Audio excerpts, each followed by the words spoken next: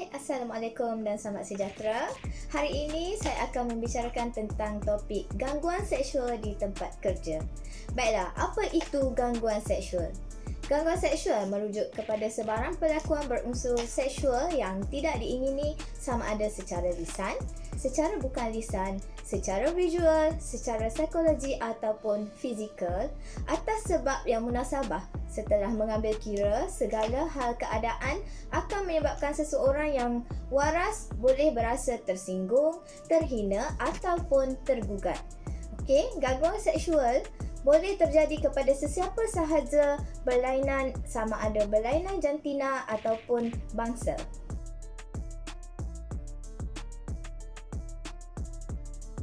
Okey, jom kita kenali apakah jenis-jenis gangguan seksual yang selalu berlaku di tempat kerja.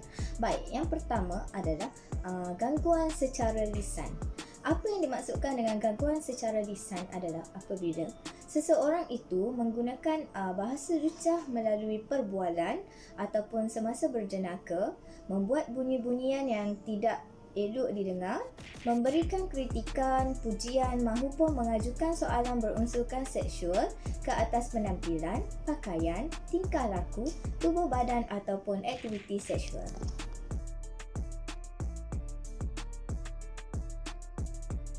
Yang kedua ialah gangguan secara isyarat ataupun gangguan secara bukan lisan. Baiklah, biasanya gangguan secara bukan lisan dipamerkan melalui sikap atau perlakuan yang memberi maksud atau gambaran kepada mangsa berkenaan keinginan yang berunsurkan seksual seperti menjeling, menggoda, merenung, mengintai, menjilat bibir atau menggunakan bahasa isyarat yang lain yang boleh mendatangkan ketidakselesaan kepada mangsa.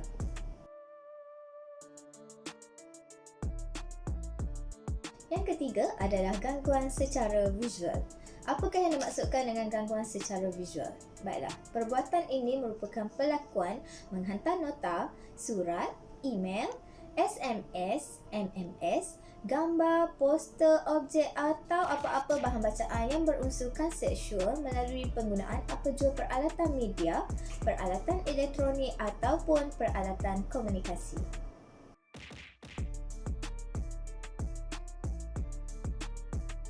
Yang seterusnya ialah gangguan secara psikologi. Baiklah, bagaimana yang dikatakan sebagai gangguan psikologi? Ini merupakan perbuatan untuk cuba merapati secara seksual, mendorong, mendesak, mengikut ataupun memujuk rayu bagi memenuhi keinginan seksual sama ada melalui surat, telefon, email ataupun sebarang bentuk peralatan komunikasi yang menimbulkan tekanan emosi dan juga mental kepada mangsa.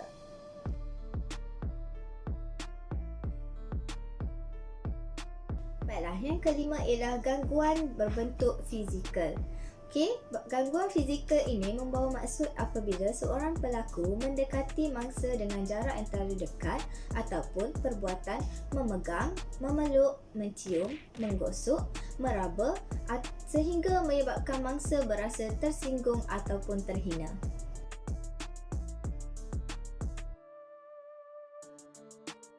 Baiklah, sebenarnya dalam isu gangguan seksual di tempat kerja ini terlalu ramai mangsa yang sebenarnya tidak membuat aduan. Kenapakah berlaku sedemikian? Menurut sumber-sumber yang diperoleh daripada internet dan juga survei yang didapati daripada beberapa organisasi, mendapati mangsa takut untuk membuat aduan kerana mereka takut sekiranya perkara tersebut tersebar di dalam organisasi masing-masing. Itu boleh mendatangkan perasaan malu dan juga rasa rendah dirilah kepada klien tersebut. Okey, di samping itu, klien juga mungkin juga diugut oleh pelaku yang merupakan orang yang berautoriti di organisasi tersebut. Okey, jadi mungkin mangsa takut juga dengan apa kesan yang diperoleh, kemungkinan dibuang kerja ataupun dan takut dengan persepsi oleh rakan sekerja yang pelbagai.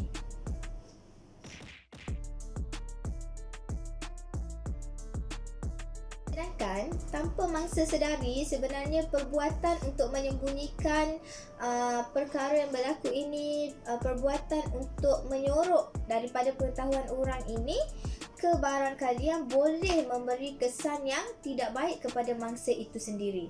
Okey, sekiranya bayangkan sekiranya mangsa diganggu berkali-kali oleh pihak atasan ataupun rakan sekerja sendiri maupun junior, mungkin juga mangsa boleh menjadi kurang keseronokan.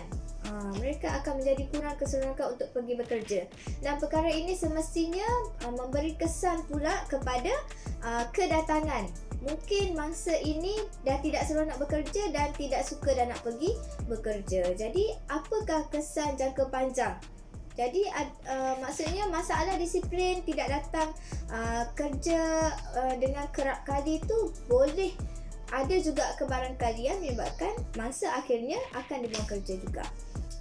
Selain itu, dengan memendam sahaja masalah yang dialami ini boleh memberikan kesan kepada emosi mangsa tersebut. Okey, jadi kebarangkalian besar dia akan mengalami tekanan perasaan kerana tidak dapat meluahkan ataupun mungkin tidak berani daripada ugutan tadi. Mungkin juga mangsa tidak berani untuk bercerita kepada orang lain, dan ini boleh mendatangkan tekanan perasaan serta emosi kepada mangsa. Jadi kebarangkalian besar juga hal ini boleh lead kepada depression dan juga suicidal. Jadi ini yang kita tidak mahukan, ya.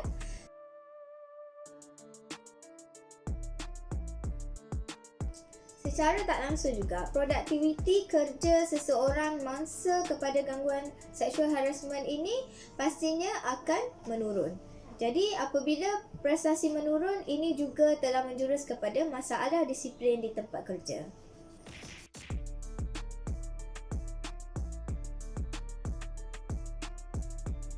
Baiklah, sekiranya masalah gangguan seksual di tempat kerja ini tidak dibendung, sungguhnya ianya akan memberikan kesan yang tidak baik kepada semua pihak yang terlibat. Okey, macam tadi saya dah ceritakan apakah kesan yang akan berlaku kepada mangsa. Kesan yang buruk juga boleh berlaku kepada organisasi kerana sekiranya seorang mangsa tidak dibantu, ini boleh menimbulkan kesan ketidakpercayaan daripada orang bawahan kepada orang atasan. Manakala kepada organisasi itu sendiri juga, sekiranya tiada bantuan ataupun sokongan kepada pegawai awam ataupun pekerja yang mengalami gangguan seksual, pekerja ataupun pegawai tersebut boleh terjurus ke arah permasalahan keruntuhan akhlak yang boleh menjejaskan imej organisasi.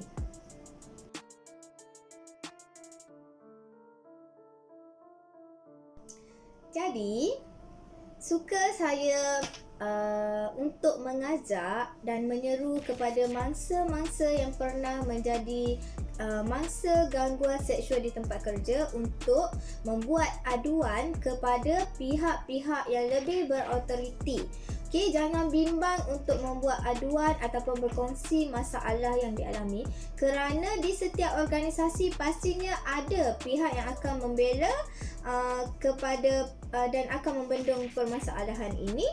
Okey, contohnya kalau di sekiranya penjawat awam, okey, anda boleh membuat aduan kepada unit integriti yang terdapat dalam organisasi masing-masing, kerana daripada aduan anda itu, unit integriti akan mengambil langkah-langkah mengikut kepada carta alih yang disediakan oleh pihak Jabatan Perkhidmatan Awam.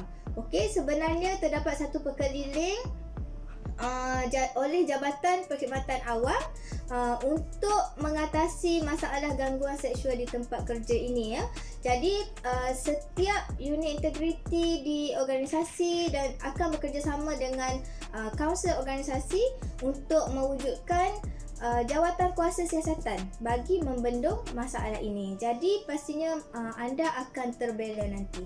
Manakala bagi pekerja-pekerja di syarikat swasta ataupun organisasi lain, anda boleh membuat aduan sama ada kepada kaunselor di tempat kerja ataupun kepada pihak sumber manusia. Jadi pihak tersebut akan mengambil langkah untuk membendung masalah ini dan menyelesaikan masalah anda. Jadi jangan bimbang untuk membuat aduan. Selain daripada itu, anda boleh mendapatkan talian sokongan daripada mana-mana agensi yang menyediakan perkhidmatan talian bantuan psikososial. Okey, itu antara langkah-langkah yang boleh diambil oleh mangsa yang pernah mengalami gangguan seksual di tempat kerja.